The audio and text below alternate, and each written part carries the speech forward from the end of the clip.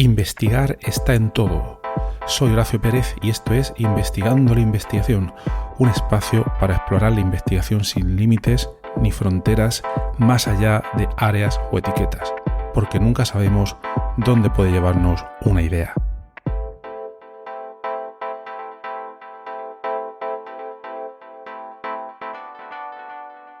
Hola, bienvenidos a otro episodio de podcast Investigando la Investigación. Hoy vamos a hablar, entre otros diversos temas, sobre cómo un trabajo que me llamó muchísimo la atención por su originalidad y profundidad, donde una proteína aparentemente secundaria puede cambiar nuestra manera de entender la biología celular. Podríamos decir que a veces no se trata de descubrir algo completamente nuevo, sino de mirar con otras herramientas algo que siempre ha estado ahí. Podemos intentar imaginarnos una proteína que está presente en organismos tan distintos como plantas, animales, hongos, y que ha estado conservada durante más de 1.000 millones de años, y cuya verdadera función quizás no hemos interpretado de manera correcta, pero cuando combinamos evolución, estructura y bioinformática, pueden emerger nuevas identidades moleculares y nuevas preguntas científicas. Entonces, bueno, para profundizar en esta historia y en otras relacionadas y entender qué implica este cambio de marco conceptual, hoy nos acompaña Sebastián Brauchi, uno de los autores de este estudio, que como siempre luego dejaré en la nota del programa, y que propone una nueva clasificación para esta proteína tan interesante, GPR89, y que abre un camino interesante para futuras investigaciones, entre otros temas relacionados que vamos a intentar tratar hoy.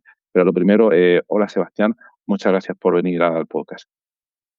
Hola, buenas noches, Horacio. Bueno, encantado de estar en tu programa. Me llamó mucho la atención cuando me escribiste y encantado. No tengo ningún problema en contar todo lo que hacemos en el laboratorio. Genial, muy Especialmente bien. lo que tenemos, esto de la proteína GPR89, que es algo nuevo, esencial en mi laboratorio, pero que nos ha ayudado a aprender diferentes herramientas y aproximaciones bioinformáticas para poder clasificar proteínas. Muy bien, pues lo primero que te preguntaría es si te puedes presentar y contar un poco cómo es tu background, a qué te dedicas de manera general y en qué momento decidiste dedicarte a la investigación de todos estos temas.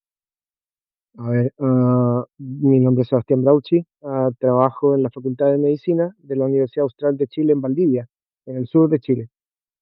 Estoy aquí con mi laboratorio independiente desde el 2008.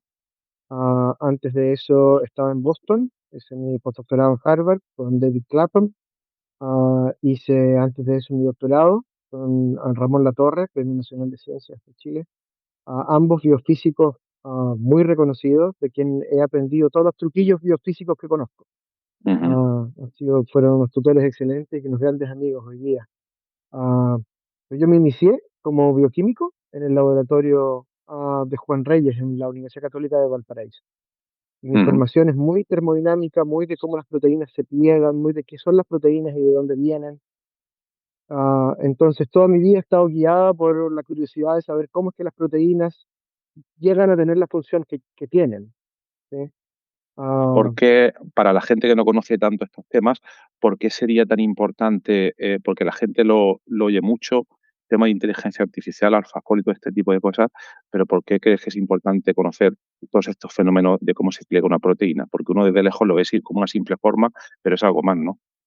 exacto, exacto. En la forma va la función, y las proteínas son para lo que el código genético está hecho. El código genético codifica proteínas. ¿Sí? Las proteínas hacen el resto del trabajo químico, digamos, dentro de la célula, catalizando reacciones, es decir, favoreciendo que reacciones químicas que naturalmente no ocurrirían en el tiempo necesario ocurran rápidamente. ¿Sí? Entonces acelera, de algún modo permite que reacciones químicas extrañas ocurran. ¿Sí? Ujú, También son cables, también son andamio celular, también forman rieles para que otras proteínas puedan caminar sobre ellas, también forman tubos, tubos que comunican el interior de la célula con el exterior de ella. Y en eso yo me he dedicado a estudiar estos tubos. Cómo es que estos tubos de proteínas se forman, cómo se codifican y qué sucede cuando ocurre algún tipo de error de transcripción de esta proteína, es decir, el código se leyó mal o el código está mal escrito. ¿Qué sucede ahí? ¿Qué enfermedades produce eso y cómo podría uno subsanar este tipo de cosas? y de todos los tipos de proteínas, has comentado que hay varios tipos de proteínas. ¿Por qué decidiste dedicarte a este tipo de proteínas que son como tubos que conectan el exterior con el interior de las células? Históricamente son muy importantes en lo que se llama biofísica de membranas. Am, Esto es una gran área de estudio que se dedica a entender cómo es que la energía eléctrica es generada, guardada en una membrana celular y transmitida en forma de impulsos nerviosos a veces. ¿Sí? Pero ese potencial de membrana, ese potencial eléctrico contenido en la membrana, hace más cosas. Permite que uno absorba los nutrientes, que uno excrete lo que uno no necesita. Toda la dinámica de transporte de cosas a través de una membrana. Porque la célula tiene que Ujú, controlar específicamente qué es lo que tiene dentro. Entonces, estos pequeños tubos regulados, ¿sí? Por diferentes cosas que le suceden a la célula, permiten que ese ambiente se genere. ujú. Vale. ¿Sí? ¿Y cuál Entonces, en sería ahora ese mismo? contexto hay muchas proteínas que no conocemos y que no Ujú, sabemos qué hacen. Esta es una de ellas, GPR82 es una de ellas. Y a nosotros nos pareció que como otros ya habían dicho que tenía una función importante en la vida de la célula, y a través de estar en un organelo determinado, esta proteína también se llama el regulador de pH del Golgi. El Golgi es una piecita, un organelo dentro de la célula, otro globito dentro de la célula, y adentro de él las proteínas se modifican, se les ponen azúcares para que sean particularmente distintos y puedan cumplir su función posterior. Cuando cambia el pH del interior de eso, esos mecanismos se echan a perder. Entonces es importante en ese sentido, y como nadie sabía cuál es el mecanismo de cómo funciona, nosotros fuimos a atacar cómo es que está plegada, qué forma podría tener. Y ahí nos ayudamos de herramientas de inteligencia artificial para poder también saber qué formas podría adquirir comparado con otros millones de proteínas que existen. Ajá. Y por curiosidad, por lo que estás comentando, eh, ¿cuál es ahora mismo el estado del arte en relación a que, como comentas, que hay primero muchas proteínas que no se conocen, o no sé si es quizás al revés, que hay pocas que se conocen realmente, y luego de las que se conocen no se conocen todas sus funciones o quizás su estructura? Muchas, Son muchas, ¿no? Entonces, ¿cuál es el estado muchas. sí, cómo es El estado del cómo más arte o es menos? clasificarlas, hoy día clasificarlas a través de herramientas de inteligencia artificial. Ese es el estado del arte de las cosas, donde pools de cientos de miles de proteínas se pueden comparar unas con otras. ¿Sí? Hay que luego hacer experimentos funcionales, que es lo que en el laboratorio estamos haciendo hoy día con esta proteína. El trabajo que leíste es un trabajo de predicción bioinformática y lo que nosotros estamos haciendo hoy día son los experimentos específicos para poder probar que esto es un transportador. Ajá. De forma lenta y específica transporta una cosa hacia un lado hacia el otro. ¿Y qué fue lo que llevó vuestro interés hacia esta proteína en concreto? Ah, eh, su Golgi. Yo estoy muy interesado hoy día en cómo los organelos se Ajá. operan dentro de las células, la fisiología de las partes interiores de las células. Creo yo que como están distribuidas a lo largo de todo el ambiente celular, si yo entiendo cómo ver cuando se activan, ¿sí? Voy a entender cómo la información se procesa dentro de una célula. Y eso es lo que a mí me interesa. Y a mí me pareció interesante GPR89 porque hay muy pocas proteínas que no se conocían, que al parecer son muy relevantes en el Golgi, ¿sí? No se han descrito funcionalmente. Entonces ahí hay un espacio donde uno podría crecer. Un estudiante de doctorado tomó esta tesis, ¿sí? Entonces él está trabajando, Luca Robeson, él está trabajando en entender cómo es que esta proteína trabaja. Vale, vale. O sea, es decir, a ti te interesaba un fenómeno determinado y entonces luego ves que para poder entender ese fenómeno es conveniente estudiar esta proteína en concreto, de la cual no se conocía nada. ¿Hay también algunas otras proteínas que pueden estar relacionadas con este fenómeno que te interesa a ti? ¿O es que también, claro, hay limitaciones de tiempo y espacio, uno no puede estudiarlo todo y tiene que decidirse al final por una? Uno no puede estudiarlo todo. Pero Luca se dio cuenta a través de este trabajo informático que esta proteína, en realidad que le llamaban huérfana, en realidad tiene hermanos. Tiene hermanos de una Ajá. familia de proteínas que alguien más descrito, pero lo han descrito de forma muy superficial. Tampoco la gente sabe cómo operan ni qué exactamente hacen. Entonces, a lo mejor Luca ha encontrado a través de estos estudios bioinformáticos una familia, una pequeña subfamilia de transportadores que son específicos para y uno no sabe todavía. Entonces, esa es la belleza de la predicción y el experimento que uno diseña luego, porque uno puede saber si en realidad sabe lo correcto. Porque para la gente que no lo conozca, ¿qué sería exactamente una proteína huérfana? Una proteína de la cual no se tiene ningún tipo de información o qué Una sería? proteína que aún no se ha podido catalogar dentro de una familia. La gente que trabaja en proteínas cataloga las proteínas de acuerdo a sus dominios estructurales, pequeñas formitas tridimensionales que tienen, ¿sí? En pedazos de ellas y también por cómo se pliegan ellas completas, ¿sí? Entonces se catalogan por dominios y por familias.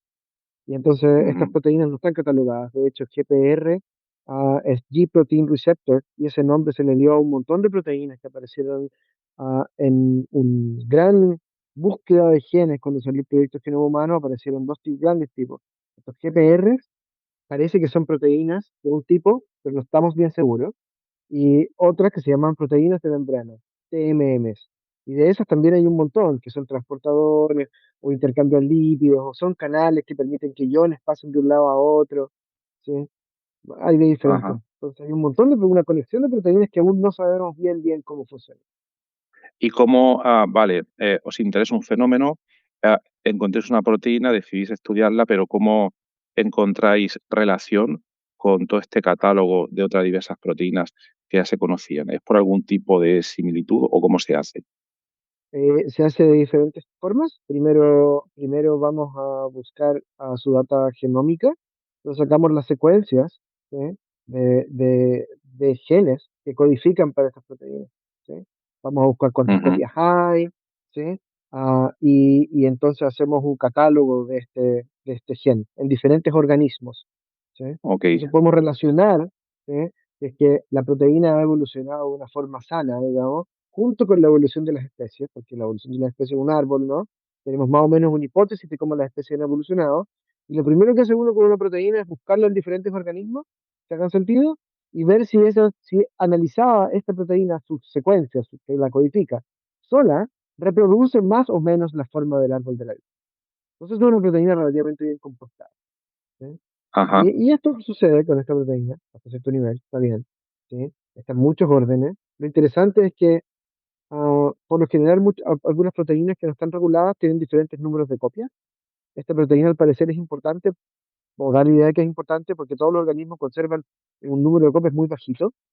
Entonces, eso da la idea de que todos los organismos de algún modo han controlado la cantidad que tienen de esta proteína, y la cantidad también refiere a su función. Si hay mucha, a lo mejor su función debe ser muy controlada, porque es importante, pero de a poquitos, ¿sí? Vale. Vale, Entonces, vale.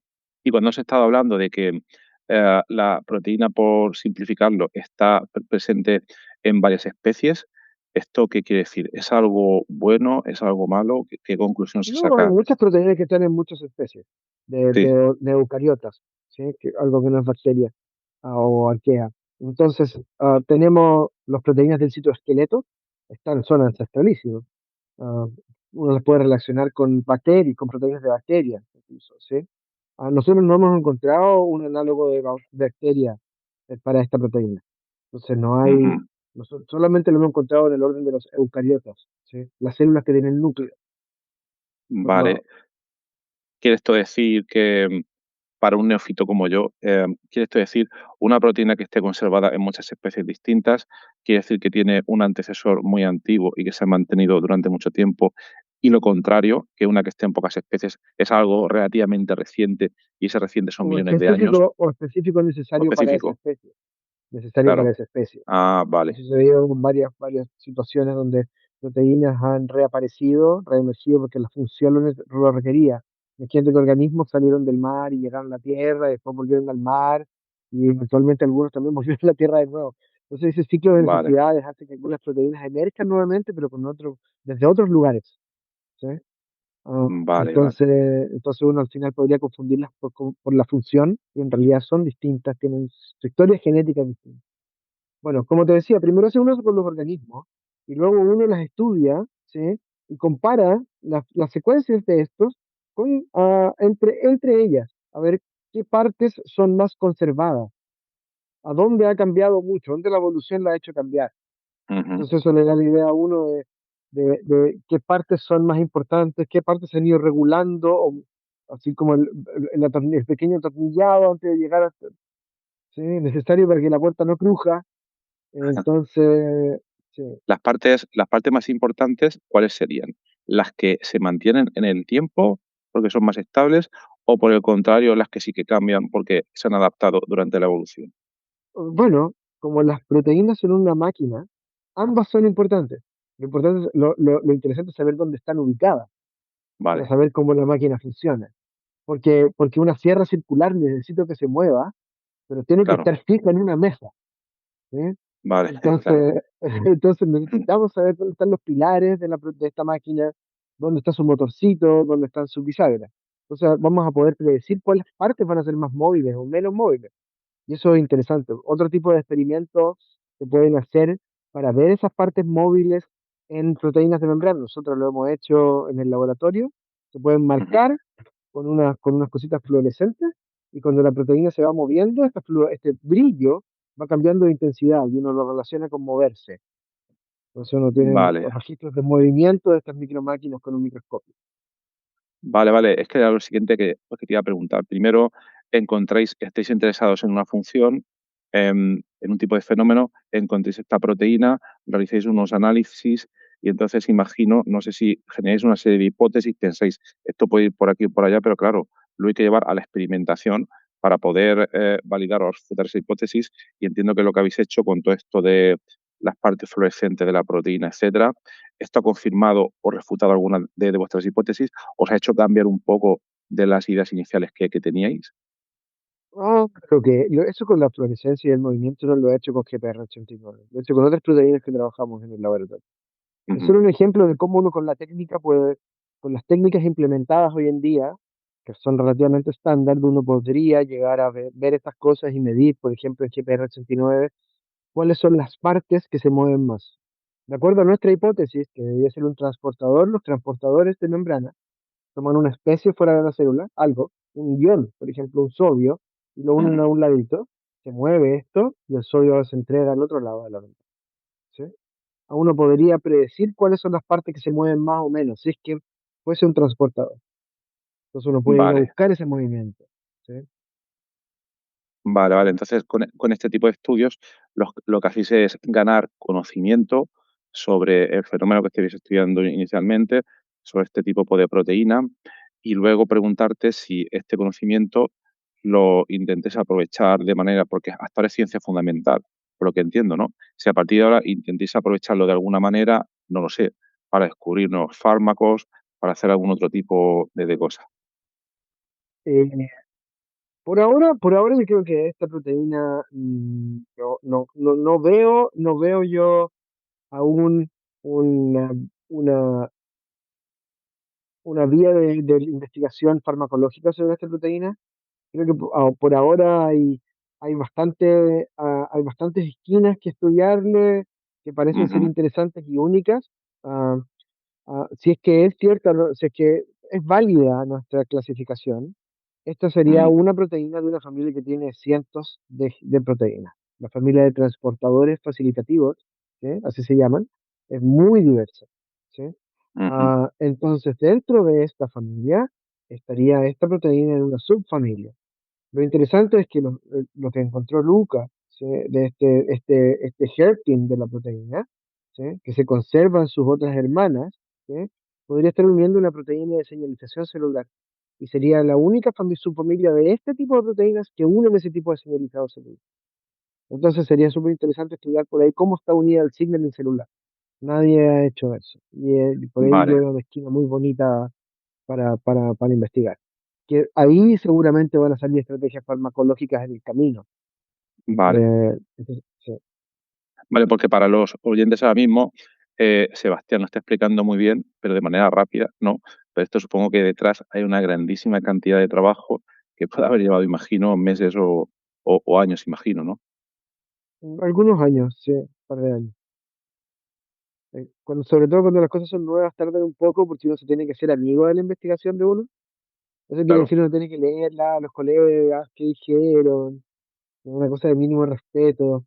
Entonces, y luego instalar las herramientas. Parte de lo interesante para mí de esto es que yo quiero predecir la función como parte de la rutina de mi laboratorio, no como una, como un logro final, sino que como parte del Ya. trabajo de rutina. Quiero incluir herramientas que me ayuden a predecir la función de proteínas. Entonces, Ujú. esto ha sido un muy buen esquema para mí para poder introducir las herramientas a través de mis estudiantes en nuestras plataformas de cálculo. En la Vale, universidad porque no tenemos un será. computador de supercómputo que utilizamos para todas estas cosas, y entonces el Ujú. Patagón se llama, y entonces nuestro computador Patagón tenía que ser cargado y optimizado para esto, y todo este trabajo además nos ha ayudado en el laboratorio para montar herramientas nuevas. Ajá, vale, vale. O sea que además es un trabajo multidisciplinar porque engloba tanto la parte de análisis, predicción, etcétera, como la parte luego de caracterización experimental por todo lo que comentaba de la fluorescencia. Sí, sí. De hecho, una de las autoras es Camila Cuercha, y Camila Cuercha es bióloga evolutiva, y el otro autor es Luca Robertson, que es estudiante de doctorado, que es bioquímico. Ujú. Entonces se complementan muy bien en entender cómo estas cosas van variando, cómo uno podría entender a través de algoritmos de agrupación, de agrupamiento de cosas, cómo es que finalmente podría llegar a ser esta proteína y qué función podría tener.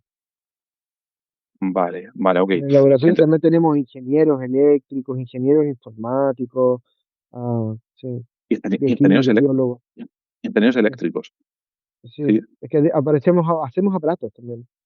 Vale, Bueno, vale, electrónicos, okey. ingenieros electrónicos. Sí, sí. Vale, vale, claro, para medir, Hacemos diferentes cosas para medir, para hacer aparatos, piezas de microscopio, controlador, pequeños controladores, microcircuitos, ah, para hacer pinzas magnéticas, diferentes cosas. ujú, ujú. La ciencia en Sudamérica es un poco más ruda. Uno producto del menor financiamiento, uno tiene que fabricar lo que hace. Yo los microscopios ahorro, no sé, dos Claro, tercios del presupuesto porque los armo en mi laboratorio. 2/3, vaya. Entonces, sí, Mm. pero uno aprendió eso en la vida, uno Claro, aprendió esas herramientas. ¿Sí? De mis claro, maestros también aprendí lo mismo. Uno si quiere algo, lo fabrica, va y lo fabrica. Bueno, yo también totalmente. escribo código, en el laboratorio se genera código también de análisis, hay, hay, hay harto Hay harto interdisciplina en mi laboratorio. Genial, genial. Vale, entonces, habéis llegado a todos estos resultados en este equipo multidisciplinar pues, que tenéis.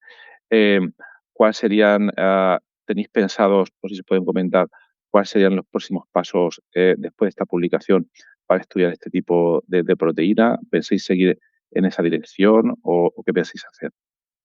En esta proteína en específico, lo que viene es terminar los experimentos funcionales para corroborar lo que hemos tratado de Ujú, hipotetizar. Luego utilizarla.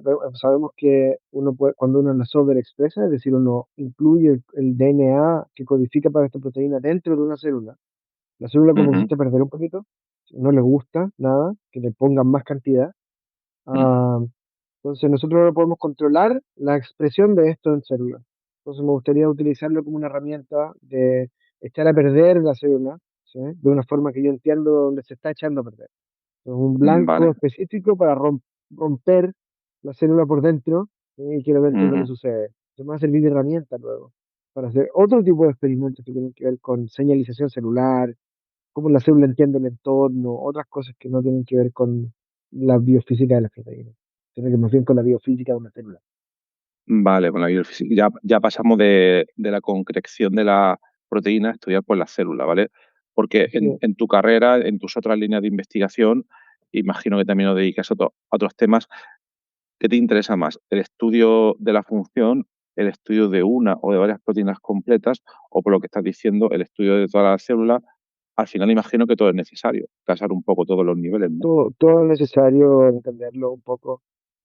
Y a mí me interesan las preguntas que se puedan generalizar lo más posible. Soy un hombre muy simple, entonces Ujú, me gusta atacar problemas que puedan ser generalizables.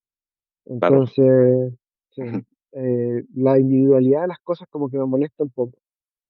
Me gustó ver que Luca y Cami hayan encontrado los hermanos de esta proteína, porque me molestan las cosas, me es como urticaria las cosas que son. Ujú, Eh, entonces, es por eso que estoy saltando hacia las células, porque creo que la termodinámica, con las herramientas que hay hoy día disponibles, la termodinámica de una célula es mucho más abordable y es mucho más.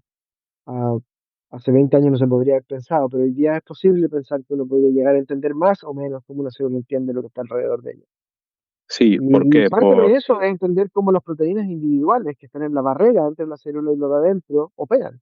Si uno no sabe cómo esas ujú, moléculas operan, tampoco va a entender. Entonces uno va juntando piezas, ok, uno va juntando piezas. porque por lo que has comentado de diferencia de hace unos 20 años, ¿qué piensas que es lo que ha facilitado los avances en los últimos 20 años? ¿Qué es la parte más de computación, la parte experimental o imagino que un poco de todas? Y am, yo creo que en mi área al menos, ¿sí? Esto de biofísica de membrana, los grandes descubrimientos de los 70 y los 80 se mantuvieron un buen rato sólidos hasta que Ujú, hubo una revolución en la capacidad de ver en los microscopios, que hace no mucho también hubo unos Nobel asociados a la sí, microscopía de super resolución. Entonces, en ujú, el cambio, en la combinación de esta tecnología de medir las corrientes que son pequeñísimas, ¿sí? De las células y poder tener un correlato eléctrico con un correlato funcional a través de microscopía avanzada después de los 2000.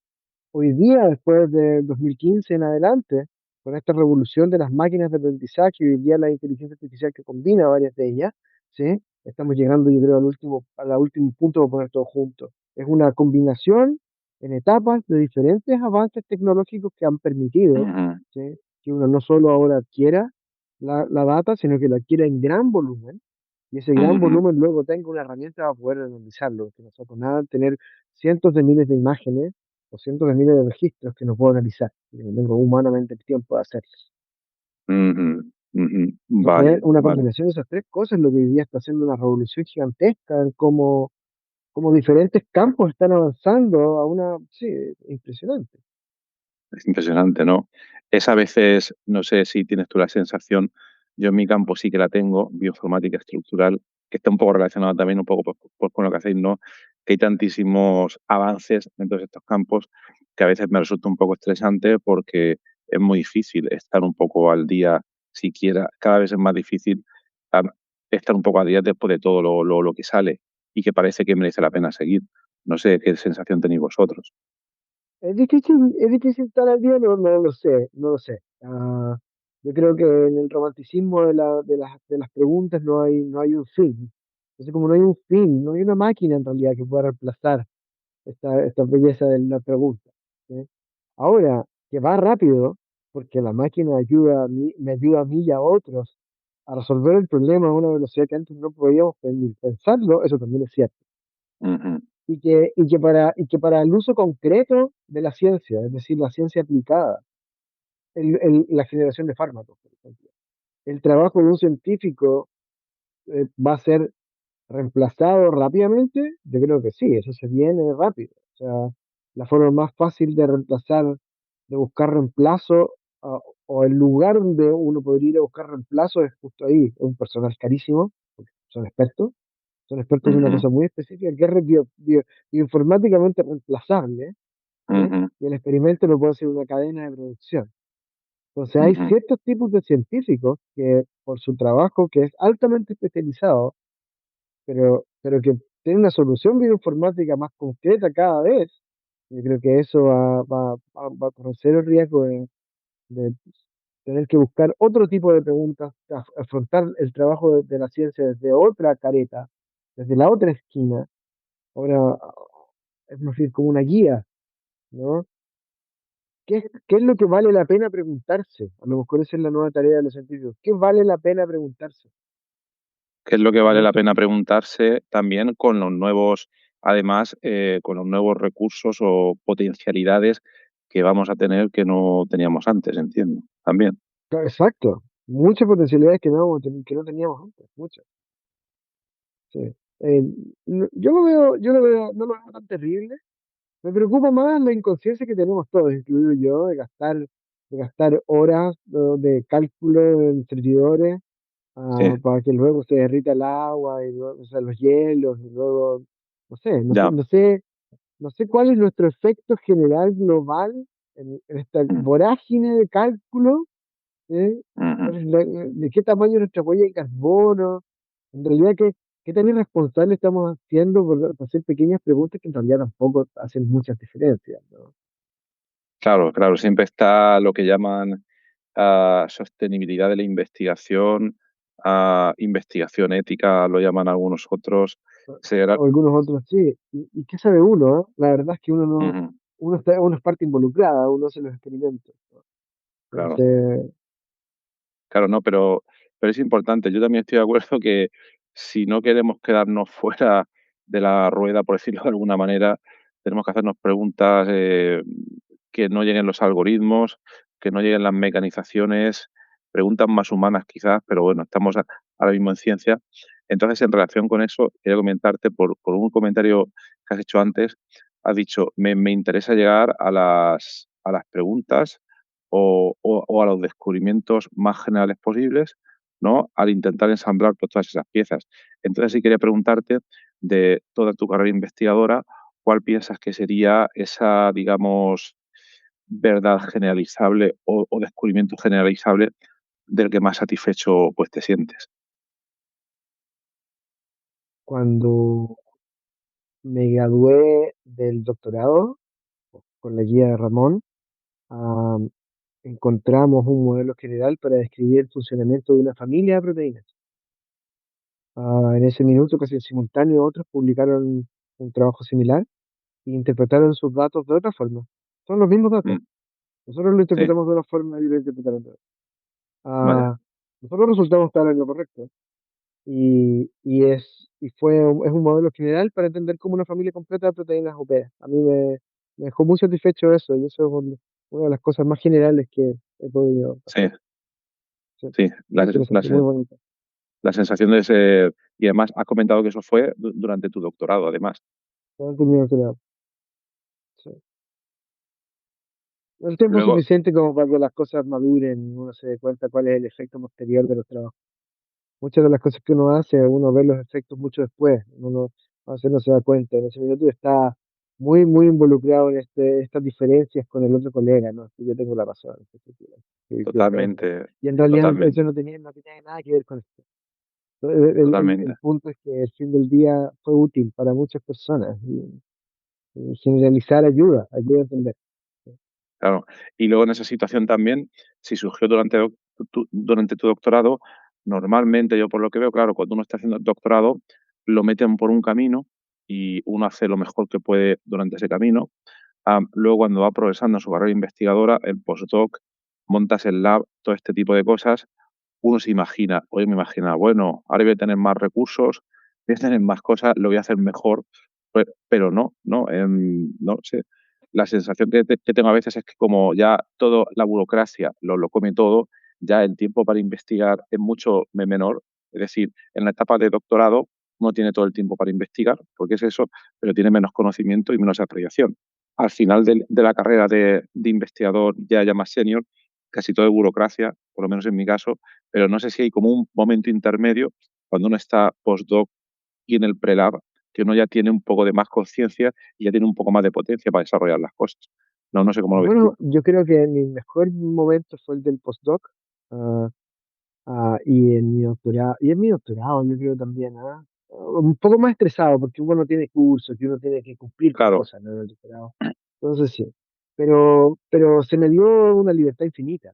Ah, Llegué de suerte a estos lugares donde fui entrenado, a donde a los aprendices se les da una libertad infinita de elegir lo que quieran hacer, el tema que sí, quieran, cómo quieran abordarlo, con la responsabilidad de que tampoco hay mucha guía.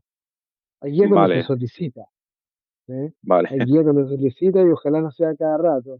Y bueno, cuando tenga algo listo, ya está en mi oficina, hablamos pues. Que le vaya bien. Entonces, entonces, esa formación contiene libertad, pero con lo que uno entiende también con lo que las responsabilidades que la libertad, con la libertad se adquieren, ¿sí? Claro. Eh, me formaron de esta forma. Yo creo que luego que empecé mi laboratorio, fue divertido montarlo todo, pero con pocos recursos, igual difícil, entretenido por lo Ujú, mismo, pero difícil de ahí. Y luego, como dices tú, sí, pues la carrera académica va consumiendo burocracia.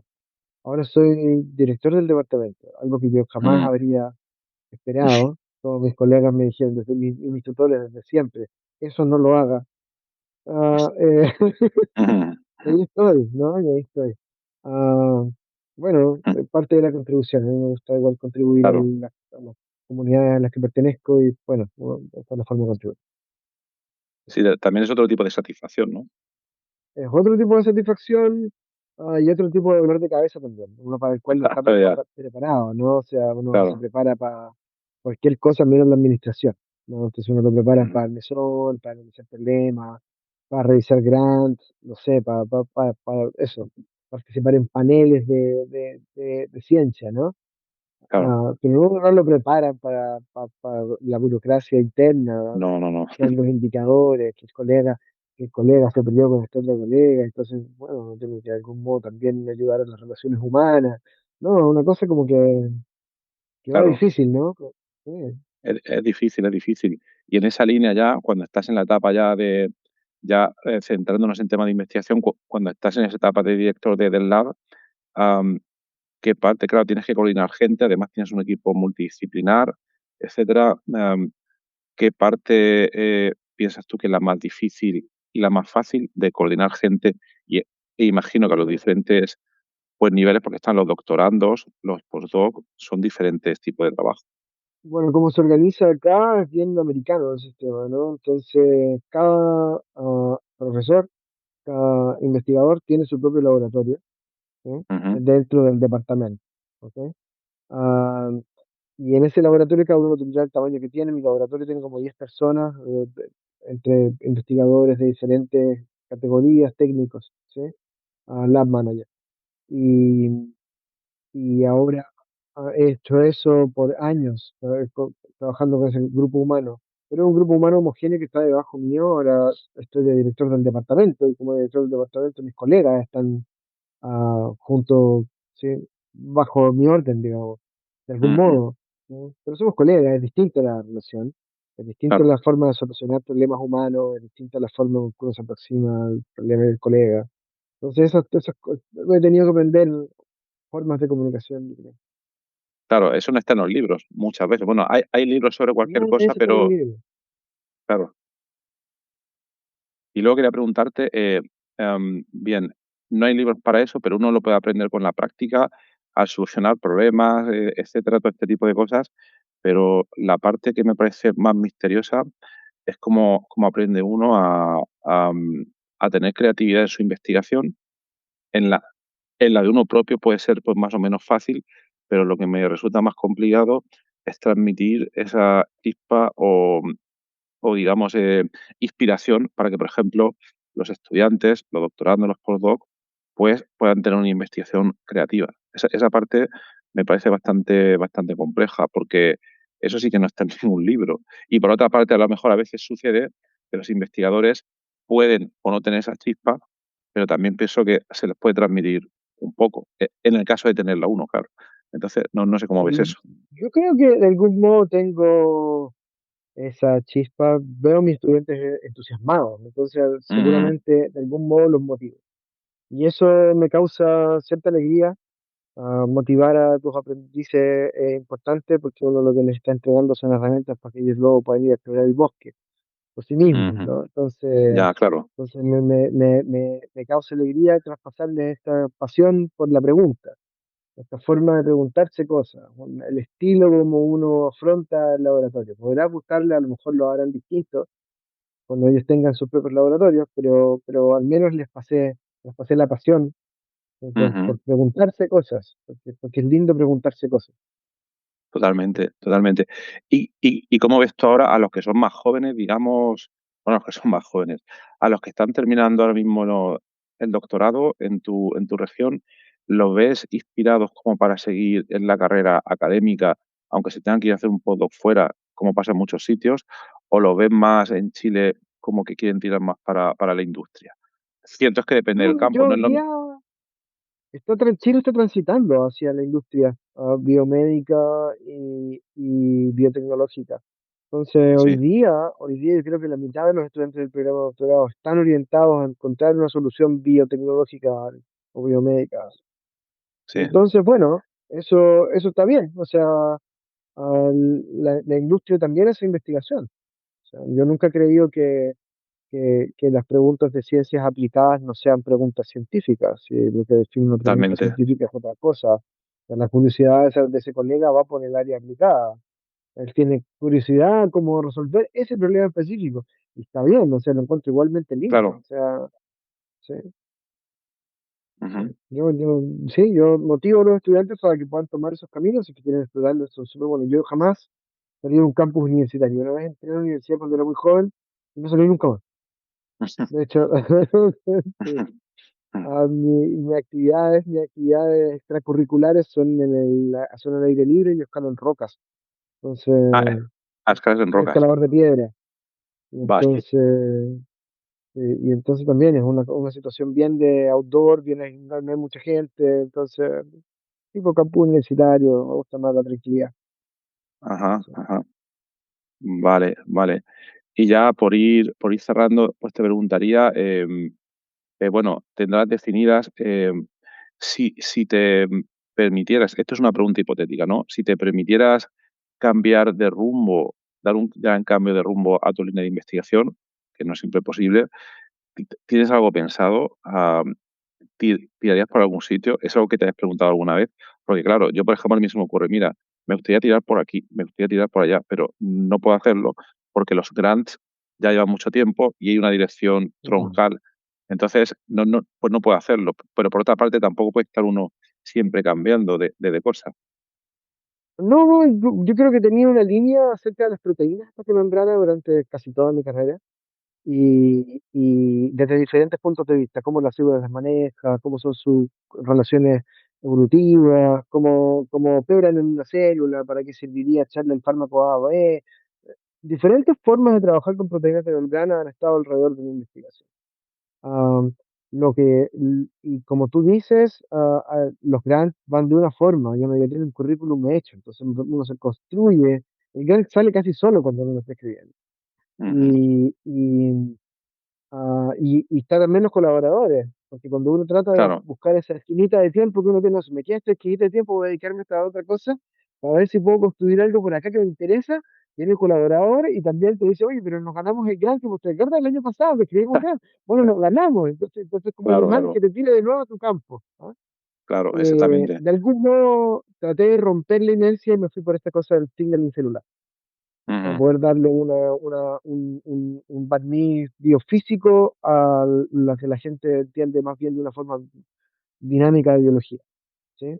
Y yo creo que eso me ha costado bastante por ujú, lo mismo, porque los grandes estaban por otro lado, porque tenían más tiempo, porque no tenía el know-how, porque yo no sabía mucho de signaling tampoco. Ah, ujú. Solo estoy tratando de estaba intentando inventar herramientas para poder verlo, para poder ver Claro, qué pasa. Y luego me voy encontrando que esas herramientas tienen formas de analizarse. Y voy encontrando que hay que hay espacios donde que no están, que la gente no ha estudiado. Entonces cada vez se me ha hecho más interesante.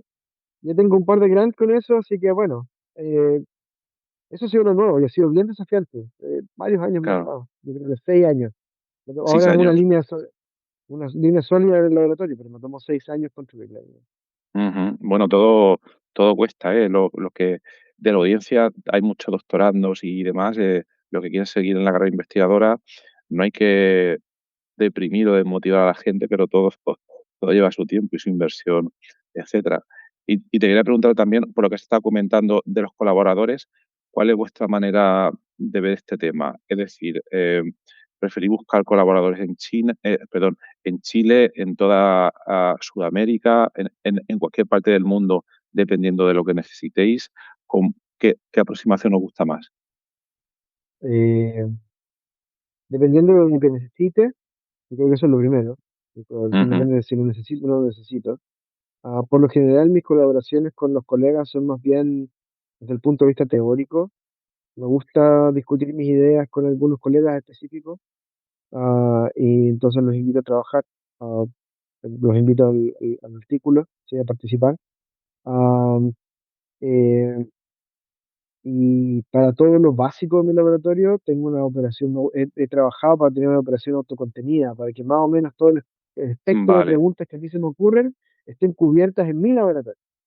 Vale, Sí, y vale, necesito un poco más de expertise, y ya un experto súper experto en esa esquina que yo tengo desarrollada en el laboratorio, pero poquito. Bueno, voy y busco algún amigo un colega que sepa un poco más de eso, pero por lo general tengo una operación, trato de autocontenerla. de Y acuerdo. parte de eso fueron estas herramientas de GPR 89 las que montamos en el laboratorio, para poder tener ahora toda una pata informática evolutiva montada en mi laboratorio, para que yo pueda preguntarme las cosas curiosas que de repente irían más rápido Claro, si lo tengo ahí. iba Yo más rápido, claro. Ujú. prefiero traspasar mis colaboraciones a lo más teórico y más aprovechar a mis colegas desde su experticia, más que desde lo que puedan Ujú. fabricar con las máquinas. Vale, vale, Entonces, vale. Y comentabas hay, por hay correo. mucha riqueza ahí, porque uno como neófito, aunque uno puede hacer el experimento, la predicción, correr el código, tener un resultado, hay literatura que los colegas que son expertos en ese tema han leído que uno no se ha leído, porque es literatura Claro, antigua, o clásicos que uno debería manejar. Y ese tipo de, ese valor hacia el colega, yo creo que se ha perdido un poco. Y yo creo claro, que no es bueno perderlo, porque ahí está el real valor, enfrentado a las herramientas de inteligencia artificial o lo que tú quieras.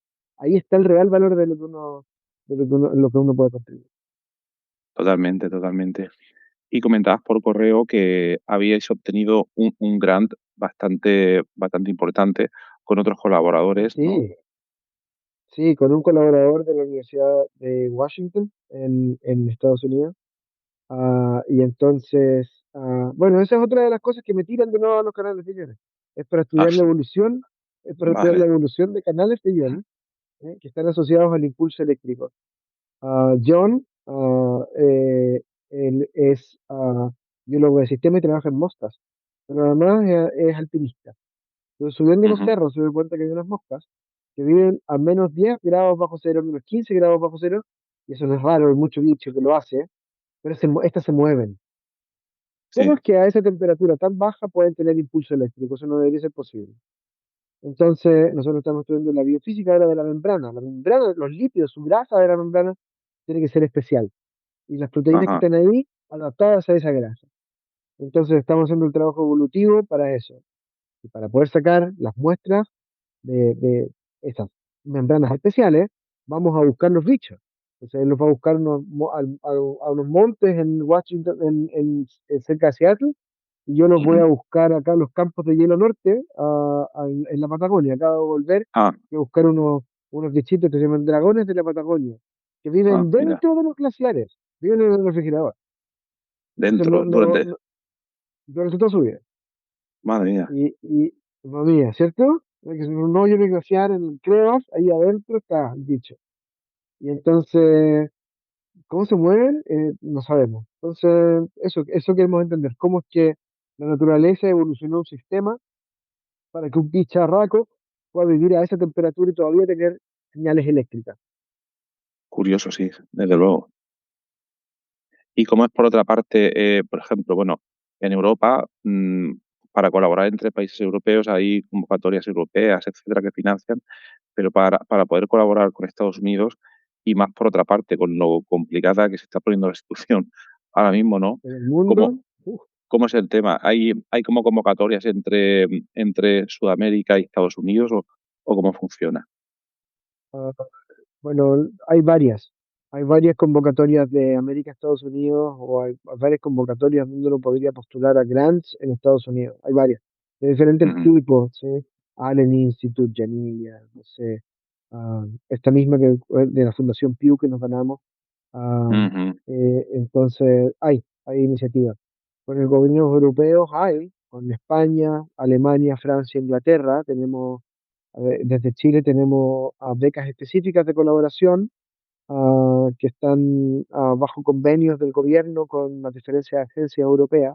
ujú. Hay mucha colaboración también en lo que no se ve y que no rinde nada, pero que es parte del trabajo que uno hace. Ahí me llegan proyectos de investigación para revisión desde Francia, España, Claro. Inglaterra, Estados Unidos. Eso también Ujú. uno revisa, pues, uno es parte del sistema que está revisando proyectos de otros. Entonces hay una intercomunicación occidental bien fuerte. China menos, pero cada vez se introduce más el tema. Ah, India lo mismo. No sé que India y China tienen mercados gigantes y ellos mismos son se alimentan, pero hoy día se están abriendo Sí, mucho sí, más. ¿Sí? China está yo llegando con una también. cantidad de inversión en ciencia impresionante, impresionante. Sí, sí, es impresionante. Yo también comparto todo lo que dice. Bueno, también estoy empezando a ver un poco, me llegan contactos de China por ese tipo de apertura, tal, pero a veces me da la impresión, por favor, si hay oyentes chinos que lo comenten luego, que hay como una especie de choque cultural cuyas reglas no entiendo todavía. Es un poco a mí, por lo menos un Bueno, poco por lo que me cuesta, pero bueno, es algo normal también, son mentalidades distintas, pero pienso que se están abriendo muchísimas posibilidades. También estoy viendo mucha atracción de investigadores a realizar estancias en China, muy bien pagadas, entonces lo veo también una posibilidad interesante. Vale, y ya por ir bueno, sí, cerrando, interesante. quería Debería ir, preguntarte, darse una vuelta. sí, ¿por qué no, no?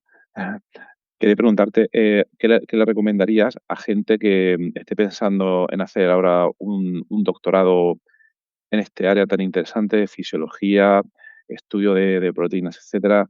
¿Qué le recomendarías si no tienen mucha seguridad o no entienden lo que es el campo? ¿Les comentarías algo específico para motivarlos? Por ejemplo, este último problema que has comentado de las de, de estos organismos que viven a temperaturas tan bajas es bastante interesante y puede despertar bastante el Interesante interés. porque tiene, vio algunas aplicaciones, por ejemplo, si uno supiese qué es lo que permite que mantengan esta actividad eléctrica, a lo mejor uno ahí podría fabricar algún tipo de droga o coadyuvante para mantener el cerebro funcionando cuando uno le pone un hielo cuando la gente está haciendo cirugía. Entonces, Totalmente, hay cosas que uno no ve, que otras gentes ven, estos nuevos estudiantes van a ver de las cosas que nosotros estamos haciendo. Entonces, que claro. lean. La recomendación es leer. Y si les gustan Leer. las aplicaciones, ah, leer de donde sea. Y si les gustan las aplicaciones, traten de ver cómo aplicar las cosas. Ujú, Yo creo que no deberían tener miedo de enfrentarse al mundo con preguntas. Yo creo que eso es. Da lo mismo lo que uno totalmente, haga. Los científicos son hechos totalmente, de preguntas. Así que no tenga miedo de preguntarle al mundo lo que le venga en gana. Ah, Como le digo a mis estudiantes, la ignorancia no es ningún pecado. Es un estado de la totalmente, mente donde tú no has aprendido nada. Quizás si es que alguien va a llamar pecado a alguien, quizás el pecado está en no querer entender lo que tú mismo te preguntas. totalmente de acuerdo, totalmente. Muy cierto. Bueno, pues nada, Sebastián, pues ha sido una charla muy interesante. Enhorabuena por todas estas líneas de investigación tan interesantes y por mantenerlas a lo largo del tiempo, que no es fácil. Y nada, pues desearos todos los éxitos posibles. En las notas del programa de este podcast pondré los enlaces a la página web de Sebastián, a sus publicaciones, por si alguien tiene más dudas y lo quiere contactar para preguntarle lo que sea, ¿no? Y nada, O sea, estoy muy bien. disponible. Pues un placer, Muchas gracias, Sebastián. Horacio, por esta entrevista. Me gustó mucho, lo pasé muy bien. Me alegro. Pues nada, a seguir así. Hasta la próxima. Bueno, hasta la próxima. Cuídate.